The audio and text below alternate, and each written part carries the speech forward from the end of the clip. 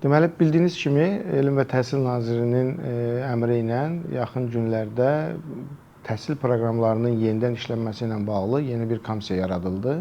Bu komissiyanın funksiyası magistr təhsili alan, magistr ixtisasları üzrə və ixtisaslaşmalar üzrə təhsil proqramlarının yenidən hazırlanmasıdır. Əslində komissiya uzun müddətlidir, təqribən yəqin 5 il bir müddəti olar komissiyanın ilkin olaraq. Amma magistrdən başlanılır. Sual olunur tez-tez ki, niyə magistrlərdən? Çünki 2020-ci ildə bakalavr proqramları yenidən işlənilib, təhsil proqramları yenidən işlənilib və magistr proqramları işlənilməmişdi. Ona görə indi magistr proqramlarına baxılır. Ona görə də indi magistr proqramları yenidən hazırlanmalıdır. Və düşünürəm ki, zaman çox oldu. Doğrudan da 20-ci ildən bu günə qədər böyük bir zaman kəsiyi var. Amma yəqin ki, təhsil idarəetmələrində bu proses 4 il tələbənin bir kursu bitirməsidir. 4 illik bir təhsil sistemi bitirəndən sonra magistrə başlayır.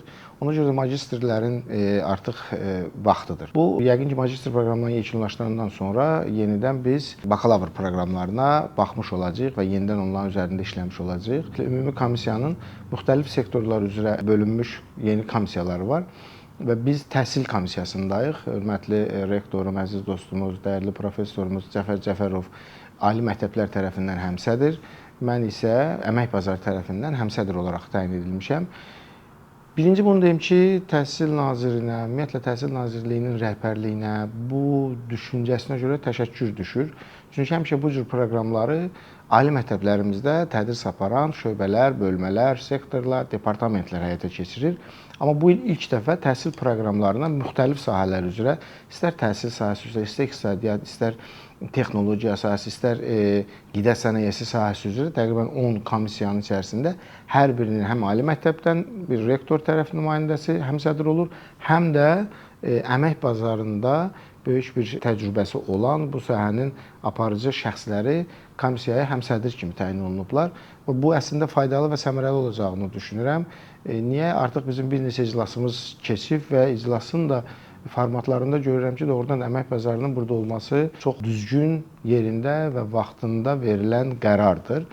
Təqribən komissiyamızın, yəni təhsil komissiyasının 200 nəfərə yaxın üzvü var. Onun 110 nəfəri səhv eləmirəmsə ali məktəblərimizin, təhsil müəssisələrimizin məsul şəxsləridirlər ki, bu prosesi indiyə qədər onlar idarə edirdilər və təqribən bir 60-70 nəfər isə əmək bazarı nümayəndələri, burada özəl sektorun nümayəndələri var, dövlət məktəblərində çalışan direktorlarımız var, təhsil mütəxəssisləri var, təhsil ekspertləri var. Çox faydalı bir prosesin başlanğıcına qoymuşuq. Sözsüz ki, ilk olaraq müəllimlik, pedaqoji fakültələrdir bizim təhsil proqramları deyəndə. Və bu proqramların işlənməsi prosesində doğrudan qarşıya çıxan ilk sual olur. Bizim təhsil konseptimizdə, təhsil sistemimizdə ilkin olaraq çərçivə sənədi varmı ki, müəllim kimdir? Biz kimə müəllim deyirik və biz müəllimdən nə gözləyirik? Yəni bir universiteti bitirən müəllim nə olmalıdır, necə olmalıdır və hansı səriştələrə sahib olmalıdır? Və bu sənəd də təkliflər içərisində çıxdı ki, və biz bu komissiya proqramlar hazırlayanda bu çərçivə sənədini də hazırlayaq ki, sonradan bizim üçün göstərici olmuş olsun. Bizdə təhsil magistr olduğuna görə bir fakültəmiz var, bir ixtisasımız var, belə deyək. Pedaqogika ixtisası. Pedaqogika ixtisasının içərisində ixtisaslaşmalar var. Biz indiyə qədər onlara Azərbaycan dilinin tədrisi metodikası, riyaziyyatın tədrisi metodikası, fizikanın tədrisi metodikası deyə müxtəlif adlar qoyurduq. Amma daha redaktə xarakterli işlər görüldü ki, pedaqogika ixtisası, pedaqogika ixtisasının içərisində isə Azərbaycan dilinin tədrisi, ədəbiyyatın tədrisi, fizikanın tədrisi olaraq bölgülər aparıldı. Deyim ki, təkliflərdə, müzakirələrdə mənim də çoxdan da arzusunda olduğum müxtəlif fikirlər var idi ki, çox qızğın və belə də şiddətli müzakirələr oldu. Bir çox mübahisələrimiz də oldu hətta bu mövzuda, amma sevindirici halda ümumilikdə sonunda bir qərara gələ bildik və mənim üçün yenilik və çoxdan arzusunda olduğum bir məsələni hələ ki magistr ixtisaslaşmaları içərisinə sala bildik. Ümid edirəm gələcəkdə biz bununla bağlı fakültə də ayırmalıyıq. Niyə? Azərbaycan dilinin xarici dil öyrənilməsi ilə bağlı bir fakültəyə ehtiyac duyuram. Bilirsiniz, Azərbaycan artıq güclü, böyük dövlətdir. İstənilən sahədə inkişaf prosesi gedir, iqtisadiyyat, siyasət, mədəniyyət, təhsil sahəsində islahatlar aparılır və biz daha çox uzağa baxmaq məcburiyyətindəyik. Çünki Azərbaycan universitetləri inkişaf edir. Gələcəkdə xaricdən çoxlu tələbələrin gələcəyi müəyyənləşdirilib, planlaşdırılıb, düşünülür və hal-hazırda da var. Ona görə Azərbaycan dili ikinci dil kimi bir ayrıca fakültə olması çox önəmlidir. Hələlik biz magistrdə ixtisaslaşmaların içərisində Azərbaycan dili xarici dil kimi salındı. Düşünürəm ki, gələcəkdə bu proses genişlənəcək və bu formatda dərsliklər yazılacaq. Bu dərslərdən birinin müəllifi mənəm. Azərbaycan dili öyrənirəm 4 dildə. Ki, çox da faydalı olduğunu görürəm mənim kitabım olmasına baxmayaraq. Çünki ehtiyac duyulur bu sahədə. Ölkəmizdə vətəndaşlıq üçün müraciət edən insanlar var ki, onlara Azərbaycan dili öyrədilməlidir. Mübahisə olundu. Mübahisələr zəminində tez-tez sual verilir ki, Azərbaycan dilini öyrətmək üçün ayrıca ixtisasa ehtiyac varmı? Var. Niyə? Azərbaycan dili müəllimi xarici dil bilməsə, Azərbaycan dilini xarici vətəndaşa və yaxud da Azərbaycan dili bilməyən şəxsə öyrətməsi mümkün deyil. Xarici dil müəllimi Azərbaycan dilinin incəliklərini bilməsə, yenə Azərbaycan dilini kiməsə öyrətməkdə ciddi şəkildə çətinlik çəkənləri məlumdur. Ona görə biz bu ixtisaslaşmada yetişdiriləcək kadr, gələcəkdə bakalavrda yetişdiriləcək kadrlara məncə Azərbaycan dili öyrənmənin yollarını beynəlxalq formatda, dünyanın bütün böyük dillərində belə bir standart var. İstər ingilis dili, ana dili olan ölkələrdə ingilis dilinin tədrisi, ikinci dil, xarici dil kimi tədris olunan ölkələrdə ingilis dili. Qardaş Türkiyədə də var. Yabancı insanlar üçün türkcə. Yəni xarici vətəndaşlar üçün öyrədilməsi lazım olan türk dili və bizim Azərbaycan dilinə də ehtiyac var. Düşünürəm ki, bunun böyük faydasını görmüş olacağıq.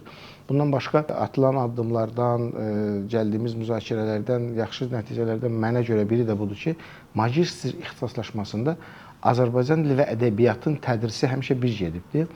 Və bu yeni proqramda ümumi müzakirələrdən gəldiyimiz qərar bu oldu ki, Azərbaycan dilinin tədrisi ayrı keçirilsin, ədəbiyyatın tədrisi ayrı keçirilsin, Azərbaycan dili və ədəbiyyatın tədrisi birgə keçirilsin. Çünki burada təhsildə ümumiyyətlə inteqrasiya çox önəmlidir və tez-tez vurğulanır.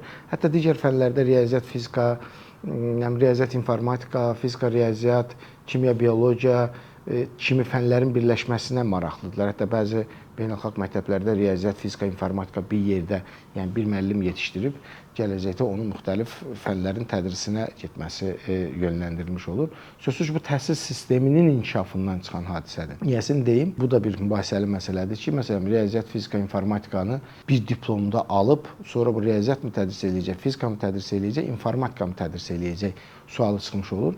Təsbih olsun ki, bizim indiyə qədər ki, ali məktəb baxışımız, orta məktəb etiraf edeyim ki, bu prosesi artıq çıxmaqdadır. Daha çox nəzəriyyə yüklüdür. Ali məktəb proqramlarımız da buna birbaşa olaraq belə sövq eləmiş olur. Amma orta məktəb təfəkkür məktəbinə keçid aldı. O baxımdan müəllimin bu gün məktəbdə dərs deməsi üçün onun üçün səriştələr, müxtəlif bacarıqlar, yaradıcı yanaşmalar lazımdır. Yalnız elmin dərinliklərini bilməsinə ehtiyac duyulmur. Çünki o müəllim olur. Müəllim isə istənilən halda, istənilən mövzu, istənilən fənnin ibtidaisini qoyur. Onun təməl prinsiplərini öyrətmiş olur. Ona görə, məsələn, bir orta məktəb müəllimi üçün ali riyaziyyata ehtiyac yoxdur, mənə görə. Bir orta məktəb müəllimi üçün əruz vəznin incəliklərini dərindən bilməsi üçün ehtiyac yoxdur və digər fənlərdə də həmçinin. O baxımdan biz əgər bir ixtisası bütöv 2-3 fən bir yerdə tədris eləyə bilsək və yaxud da ayrı-ayrı tədris eləməsi, dərinləməsi deməkdir. Hər ikisi vacib məsələlərdən biridir. Çünki magistr artıq tədqiqat, araşdırma üzrə ixtisaslaşmalar yaradır ki, gələcəkdə o şəxslər aspiranturaya gedəcək, tədqiqat aparacaqlar. O baxımdan bir mövzunun dərinləməsini öyrənilməsi.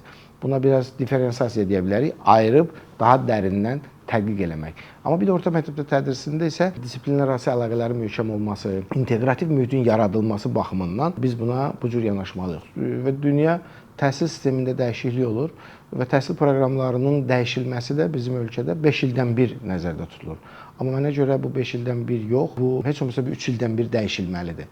Düzdür, 5 ildən bir məhz ona görə nəzərdə tutulur ki, 1-ci kurs, 4-cü kurs bitir və bu proses başlayır. Ümid edirəm atılan bu addım uğurlu olacaq və artıq ixtisaslaşmalar müəyyənləşib. Gələcəkdə isə bunun bir növ artıq proqramlarına başlayacağıq və burada artıq mövzu dərinləməsi və çətinləşməsi başlayacaq. Çünki proqramlar artıq ciddi şəkildə izlənməlidir. Proqramlar da doğru, düzgün, səlis, dəqiq, obyektiv, elmi əsaslı hazırlanarsa, ümid edirəm ki, icrasında artıq biz ciddi nəticələr əldə etməliyik. Çünki bir ixtisası, bir ixtisaslaşmanı, bir fakültəni yaradanda ilk ağla gələn sual nədir?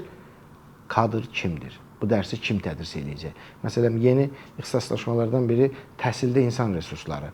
çox ciddi bir məsələdir və bu gün mən bir özəl sektor rəhbəri olaraq insan resurslarını idarə edən kadrların tapılmasında əziyyət çəkirik. Və yaxud da təhsildə marketinq məsələsi çox ciddi problemdir və biz onun çətinliklərini yaşamış oluruq. Və yaxud da təhsildə maliyyə savadlılığı. Bu artıq MBA proqramları üzərinə yönlənmiş olmuş olur. Və bunların hamısı bir vacib məsələdir ki, biz o kadrları yetişdirək və o kadrlar müasir standartlara, müasir tələblərə cavab verən, sözsüz ki, ənənəvi məsələlərin uğurlu tərəflərini də götürərək yeni sistemin hazırlanmasına töhfə vermiş olsunlar. Ümid edirəm faydalı olacaq və zövq alıram bu prosesdən. Düşünürəm ki, Azərbaycan təhsilinə, Azərbaycan elminə ciddi şəkildə bir dəyişikliyin başlanğıcı olacaq ki, bundan sonra isə bakalavr ixtisaslarının müzakirəsi və yenidən baxışına başlayacağıq və ona da komissiyanın bütün üzvlərinə uğurlar arzulayıram, həmçinin də özümə. Təşəkkürlər.